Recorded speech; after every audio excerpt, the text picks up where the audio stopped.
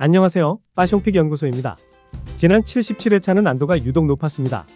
표본 흐름도 일정하게 잡히지 않았고 배당 변동도 계속 이어지면서 예측 난이도가 확실히 높았던 회차였죠.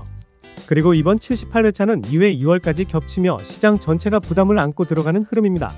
그래서 이번 영상에서는 현재 시점에서 배당률이 오픈된 경기들만 선별해 데이터로 방향이 실제로 잡히는 7경기만 집중적으로 분석해 보겠습니다.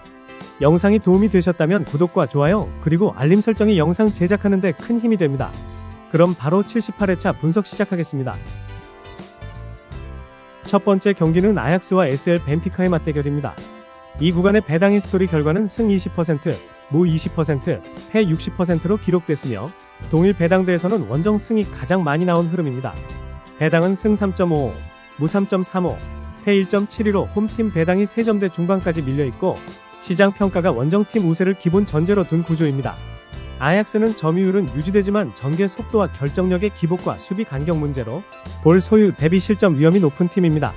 반면 벤피카는 압박 회피와 전환 속도가 안정적이며 상대 뒷공간을 활용하는 패턴이 확실해 아약스의 구조적 약점을 직접적으로 찌를 수 있는 팀입니다.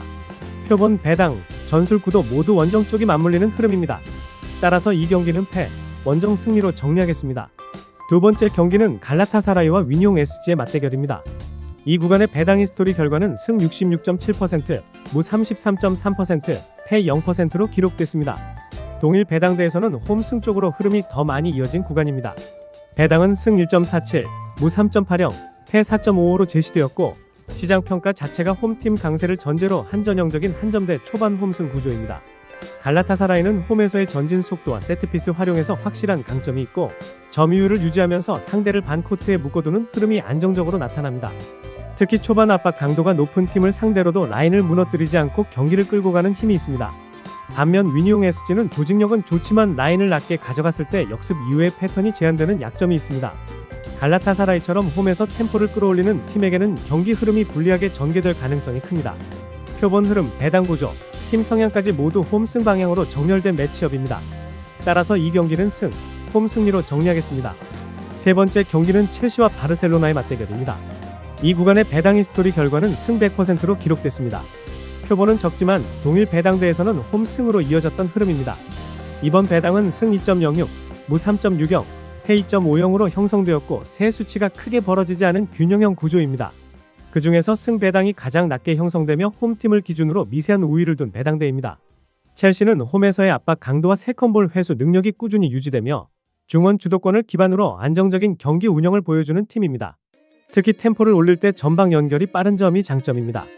반면 바르셀로나는 원정 경기에서 점유율은 유지되지만 상대 압박을 뚫어내는데 어려움을 겪을 때가 많습니다. 표본 흐름, 배당 구조, 팀 성향을 종합하면 초기 흐름은 홈팀이 가져가기 좋은 매치업입니다. 따라서 이 경기는 승, 홈 승리로 정리하겠습니다. 네 번째 경기는 도르트문트와 비아레알의 맞대결입니다. 이 구간의 배당 히스토리 결과는 승 100%로 기록됐습니다. 표본은 적지만 동일 배당대에서는 홈승으로 이어졌던 흐름입니다.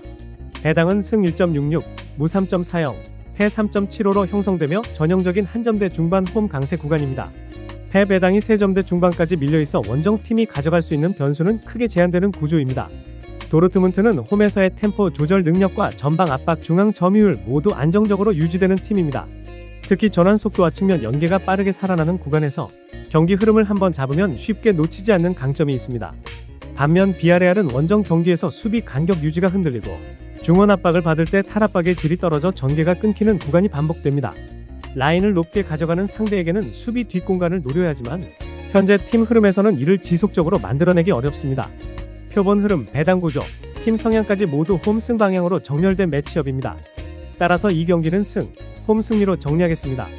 다섯 번째 경기는 슬라프라와 빌바오의 맞대결입니다. 이 구간의 배당 히스토리 결과는 승 0%, 무 50%, 패 50%로 기록됐습니다.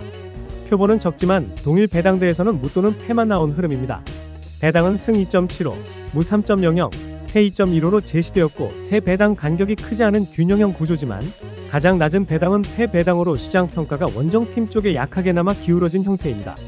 슬라프라는 홈에서는 템포를 끌어올리는 장면이 있지만 중원에서 압박을 받으면 전개가 끊기는 구간이 반복적으로 나타나고 마무리 단계에서의 결정력 기복도 크게 드러나는 팀입니다.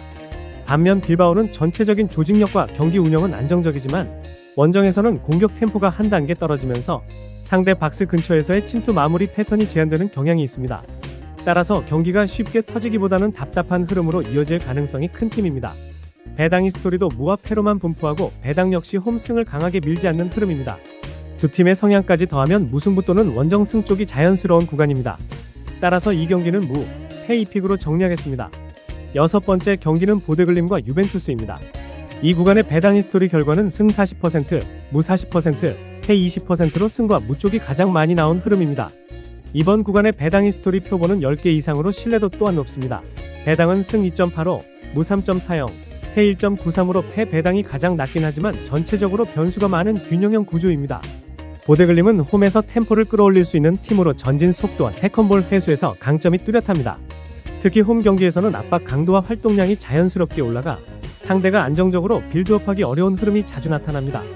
유벤투스는 조직력과 수비 안정감은 갖추고 있지만 원정에서는 공격 전개 템포가 한 단계 낮아지고 박스 앞에서의 패턴이 단조로워지는 경향이 있습니다. 결정력이 떨어지는 구간이 길어질 때는 경기 주도권을 뺏기고 흐름이 늘어지는 모습도 반복됩니다. 표본과 배당 흐름 모두 승 또는 무승부 쪽과 가장 잘 맞물립니다. 따라서 이 경기는 승, 무 2픽으로 정리하겠습니다. 일곱 번째 경기는 마르세유와 뉴캐슬의 맞대결입니다. 이 구간의 배당 히스토리 결과는 무승부 100%로 기록됐습니다. 표본은 적지만 동일 배당대에서는 무로 이어졌던 흐름입니다. 배당은 승 2.45, 무 3.10, 패 2.31로 세 배당 수치가 크게 벌어지지 않은 균형형 배당대입니다. 승패 배당이 모두 2점대 중반으로 붙어있어 한쪽으로 쏠리지 않은 구조입니다. 마르세유는 홈에서 압박과 템포는 좋지만 마무리 단계에서의 기복이 크고 뉴캐슬은 원정에서 수비 밸런스는 유지되지만 공격 템포가 떨어지며 결정력이 줄어드는 편입니다.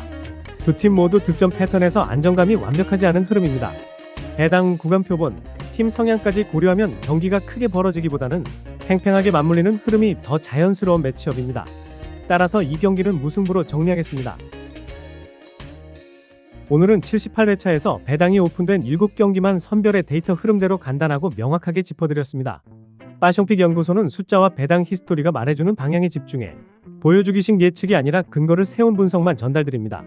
이번 회차도 흐름 잘 판단하시고 배팅은 즐기는 선에서 리스크 관리하면서 균형 있게 접근하시길 바랍니다. 영상이 도움이 되셨다면 구독과 좋아요, 그리고 알림 설정이 다음 회차 분석 완성도에 큰 힘이 됩니다. 다음 영상에서 뵙겠습니다. 감사합니다.